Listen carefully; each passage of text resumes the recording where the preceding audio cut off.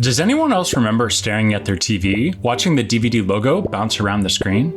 I was recently reminded how awesome it was to see the logo hit the exact corner. Which got me thinking about what it might take to create a DVD logo machine that bounces a physical logo around a TV screen, given that I don't even own a DVD player anymore. Certainly building something to move the logo back and forth wouldn't require weeks of fighting design flaws, stability issues, and broken Lego pieces, right?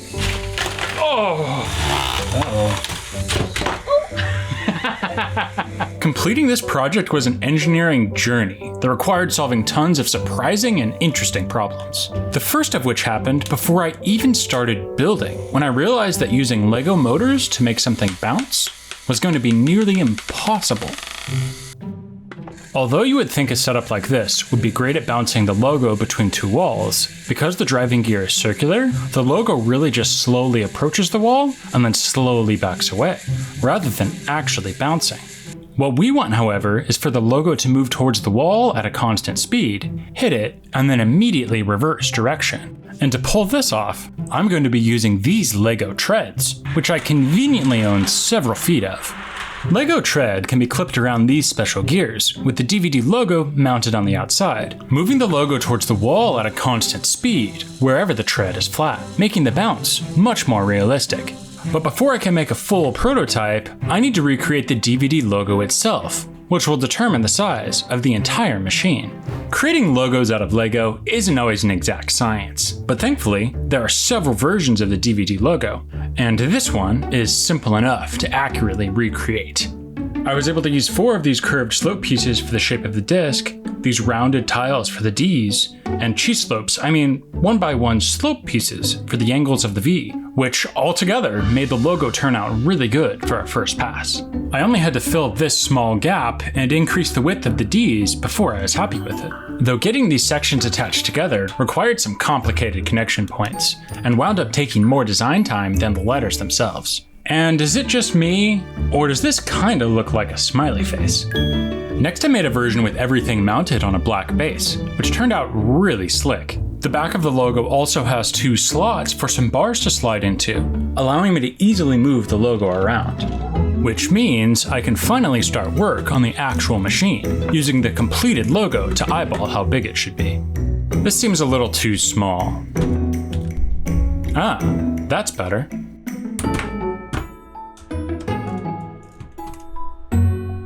It's been a few years since I built anything with these treads, so I forgot how wobbly they can be. Let's make a cage to limit their movement. These bricks keep the tread from bowing inwards, and these Technic beams keep them from bowing outwards, with very little overall friction. Whee! Though things were still a little loose, so I added another set of rails higher up while still leaving room for the bar attachment. I almost didn't catch this off-brand Lego piece, but I was able to show it who's boss. The top and bottom are looking pretty good, but I accidentally built the left and right sides a bit too large. So I decided to tear these supports down and instead use the cages themselves as the frame for the machine, which overall turned out to be quite sturdy. Though I accidentally stuck my head into frame when mounting the top cage, and boy do I look stressed. Next I worked on connecting the 4 separate treads together using some rather long axles, which are all held in place by some Technic bricks. This axle controls the left and right sides, and this controls the top and bottom. And by connecting both of these at the center of the machine, I'm able to easily power all 4 sides at once. I feel like I could stare at this machine running for hours, even without the bouncing logo. Though finally getting the bars and DVD logo attached was so exciting to me that I invited my wife to come and watch me do the first full integration test. Ready? Yeah. Okay. Wow. I was gonna say something else, but it seems you have bigger problems. What were you gonna say? I was gonna say it looks a little rough. It's like A little rough. Well, you can't win them all, though I was eventually able to secure things enough to make the logo bounce successfully. Kind of. My record ended up being 6 bounces in a row, but the majority of tests that I ran didn't even get past 1. So, despite having spent over a week designing this, I made the decision to try something else and say goodbye to these treads, which was a little sad, but my new idea centers around the use of these worm gears, which will hopefully be much easier to work with. These pieces are called worm gears because they kinda look like a worm wrapped around a stick. They can be stacked on an axle repeatedly, so that with every rotation, a piece like this flat gear will go up and down exactly 1 tooth. And it is on this flat gear that I will eventually mount the DVD logo. The reason I initially chose to try using tread instead of these worm gears is that, unlike the tread, when these gears are powered by a motor, they will only move in one direction, no matter what side you put the flat gear on. So to use these worm gears to make the logo bounce back and forth, I'm going to need to find a way to automatically change the rotation of the motor. But I want to fully test these worm gears before I figure out how I'm going to do that, which means stacking a lot of them. Looks like we need a cage for this too. Working with these worm gears is annoying, but not impossible. You really just need to make sure to keep things friction-free while not giving them too much space to move around. All of these Technic beams are to help keep the flat gear in place, but I noticed that even a little bit of resistance causes it to skip, which is not good. It's never fun to run into problems like these, but I would rather solve this now than when I have the whole TV built. Ah, there's the issue. Turns out that these blue pieces were just half a plate too thin. Who would have thought? This thing has some serious power when it doesn't skip. Seeing how compact the worm gear cage is compared to the tread cage made me feel really glad that I swapped. Next, I did some highly technical diagramming that I'm sure is super easy to understand. Though I am mostly showing this because immediately following, I attached this cage and a mirrored version to a motor, only to find that they run in opposite directions. So much for my plan. I think my strong suits lie more with trial and error. Adding this other gear to reverse the right side's rotation was easy enough. It was also cool to see how smooth this was running, even when lifting against a sizable load. I should also mention that this isn't the full width of the TV. My plan is to expand it after I get these worm gears moving the logo up and down without the use of my dial. My idea is to use this gearbox to alternate the rotation of the axles. This gearbox includes 2 of these blue gears that are special in that they have a hollow center hole, allowing them to spin freely around axles instead of rotating them. I have these 2 blue gears attached to opposite sides of this gray gear, making the blue gears rotate in opposite directions, though they don't actually spin anything without this dark gray piece, which is specifically made to stick into the blue gears using these little flipper things, engaging the axle and making it spin. This means that swapping the gray piece in between the blue gears changes the rotation of the axle, all while the motor stays on. No need for my dial anymore. The final piece of this mechanism was this rubber band toggle that helps ensure that the gray piece was engaged into one of the blue gears at all times. And although it is able to easily toggle between the gears when the machine is stopped, it seems to have trouble when the machine is running. Well, that's not good. Beefing up the toggle with the second rubber band seemed to add enough power to make it work occasionally, but it was still very inconsistent overall, which a machine like this can't tolerate. Although the source of this problem was easy to find, there isn't much I can do about it. The gray piece and blue gears have a ton of friction between them due to the force it takes to lift the logo, keeping them from separating with consistent timing. So I decided to rip the band-aid off early and look at other toggle options before this thing drove me insane. My second toggle idea was similar to the first, with the output changing by swapping this between 2 gears. But there were some significant issues when I attached rubber bands, so I turned to toggle idea number 3, which feels a little bit like cheating.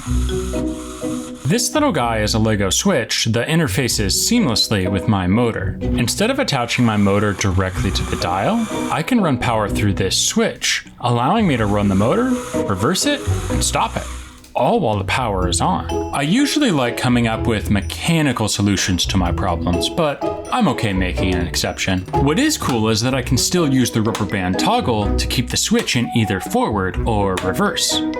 Finally seeing some progress feels really good.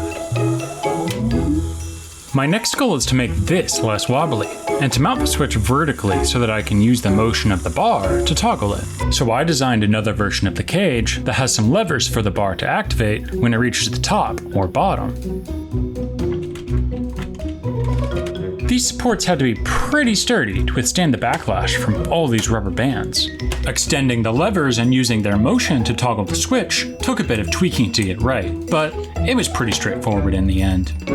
You can see how much force we are dealing with by how much the axle is bending, but I'll fix that later. Oh, it's up. Yep. Oh. I think it's working pretty good. Oh, something just... Oh no. That's not good. Why does everything break when you come along? This is working fine. Don't worry, the switch just detached itself due to the vertical force of the rubber bands. Securing it was pretty easy, allowing me to move on to duplicating the trigger mechanism on the top, which, like before, took a little tweaking to get right. And does anyone else think these kinda look like forks? Comment below if you like forks. There we are. Seeing this operate completely hands-free is really cool. I'm gonna let this run for a minute or so to see if anything breaks. I usually do this off camera, but today you get to join me while I tell you about this video's sponsor, Brilliant. Brilliant is an amazing tool for learning math, science, programming, and everything in between. Their interactive courses are an awesome way to deep dive a topic without it feeling like you're taking a class. Each lesson is filled with hands-on problem solving, helping you build your understanding from the ground up. As someone who has forgotten most of the math I learned in school, Brilliant is my go-to resource for brushing up on concepts, which I much prefer to boring lecture videos. Brilliant is available on desktop and mobile, so that you can develop a learning habit at home or on the go, helping you become a better thinker every day. Brilliant is free to join at brilliant.org/GrantDavis, and using my link will also get you 20% off Brilliant's premium membership. It is because of Brilliant that I'm able to make projects like this, so please consider checking them out. Well, the good news is that nothing broke. But I'm not sure this is doing exactly what we want it to. It's a little hard to see, but the transition between directions seems to have a subtle delay. This happens because the switch has to go through the off position as it transitions, literally stopping the motor whenever the toggle fires. I was really tempted to ignore this problem and finish this project anyway, but I couldn't stop thinking about how one of my other toggle ideas could potentially make the bounce faster. So I went crawling back to my first toggle design, hoping that doubling the amount of rubber bands would overcome the friction between the gears and the gray piece, but I didn't have any luck. As I was breaking this down to revert back to the switch, however, I realized that my second toggle idea, which I had all but overlooked, had some massive untapped potential. Although last time I worked with this, I had issues with the rubber bands compressing the gears, this updated version has almost zero friction to overcome when toggling, even when running at full speed. I also had the idea of moving the rubber bands to the side, keeping the gears compression free while still being able to toggle them, giving this thing a real chance at working. Look at how quick that is. The ticking's bad, but I can fix it. And there is still a bit of work to do before this becomes hands-free like the Switch was, but I am really excited about how fast this transitions. Though the mess I have generated from all this prototyping needs my attention first. Ah, that feels much better. This version of the toggle can be powered with vertical motion and also attaches directly to the axle between the worm gears, which really simplifies things. Though these supports make the toggling a bit hard to see. The bottom bounce looks good, and so does the top, most of the time. I think it's time to finally find a fork replacement. This seems unlikely to bend.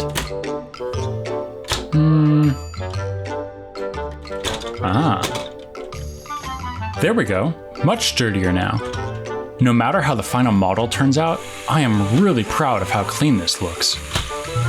I think it's time to go sideways. This version of the machine has worm gears on all 4 sides of it, which I built with an aspect ratio as close to 16:9 as I could, to help it look like a real TV. The trickiest part of this was ensuring that there was room to power both the horizontal and vertical worm gears without the axles touching. And despite the top side spanning a 60 stud gap, stability wasn't much of an issue, mostly thanks to how strong these plates are when you turn them on their side. But I definitely forgot to build a place for the toggles to attach, so I had to do some literal plastic surgery to get them mounted. Both of the toggles seem to be working, which means I can finally attach the logo and watch it move in both directions at once. Though I think I'm having more fun trying not to get my hand caught on the machine than I am watching the logo bounce. The automatic toggling mechanism seems to have some stability issues now that it is so wide, so I modified it slightly, relying on the sides for stability while a hole in the middle accounts for the snap of the rubber bands. The added weight on the toggle quickly revealed that these gears were not secured properly. And did you know that if you design a Lego gearbox wrong, it will literally grind itself into plastic dust? I also discovered that this gear had a tooth snapped off of it. Yikes.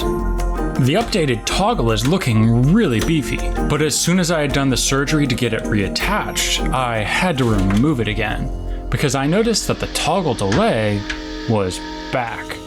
No. Oh, seriously? It feels like this machine is purposefully testing my patience at this point, but all I can do now is try to fix the problem.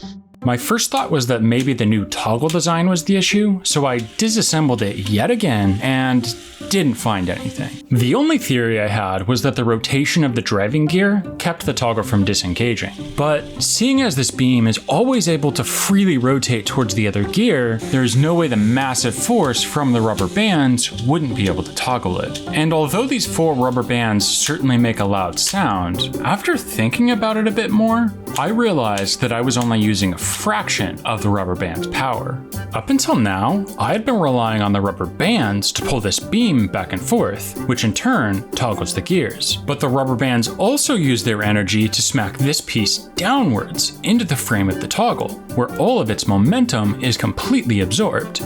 My idea was to add these beams to the toggle, so that the rubber band's momentum can be caught and transferred straight into toggling the gears, smacking them into place with 100% consistency.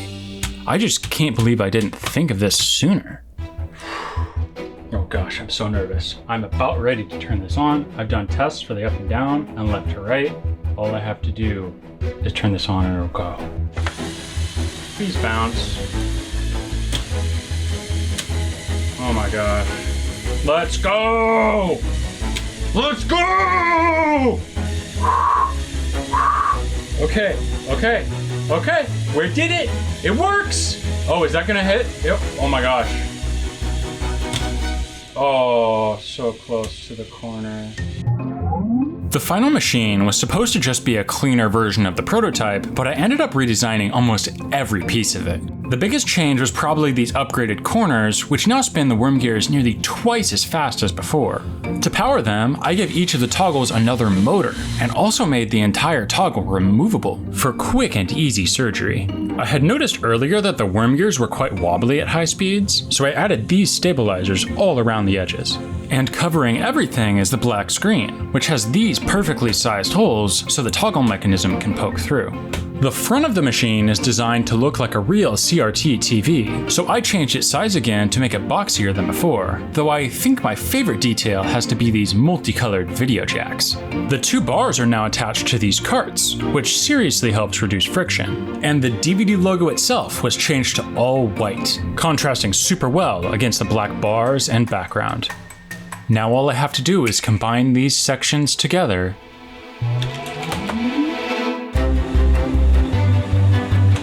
It is thrilling to see this machine finally working.